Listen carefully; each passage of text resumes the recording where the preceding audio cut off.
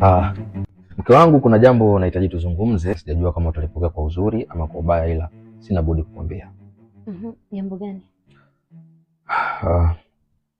Nahitaji kuongeza mke wa pili. Nini? Nahitaji kuoa mke wa pili. Makosa.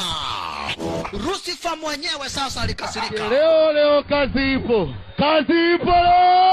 Yaani naomba unifafanulie, unaongeza mke wa pili kivipi? Yaani yaani kwa nini? Yaani mimi Okay mke wangu, nisikilize.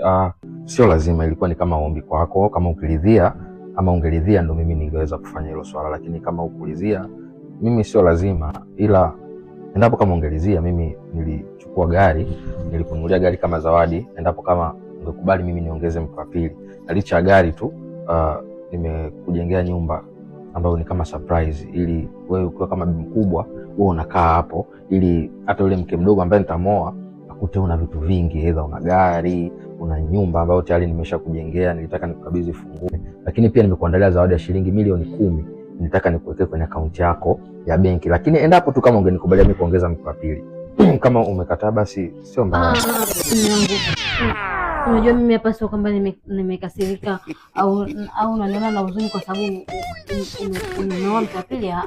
Yaani mimi kinachonikwaza ni kwa nini umechelewa kuongeza huyo mke wa pili mume wangu? Alafu kwa nini unaongeza mke mmoja? Mimi unanikwaza. Unatoka ongeza hata watatu ili angalau tu hata wanne. Mimi hata sijakasirika mume wangu. Mimi nakupenda sana. Yaani hata siwezi kuwa na wivu kwa ajili ya hicho kitu. Sasa na hiyo frying pan ni ya nini? Hii hapa nilitaka nikukange mayai mume wangu. Ule unenepe upendeze. Mume wangu. Unataka mayai mangapi?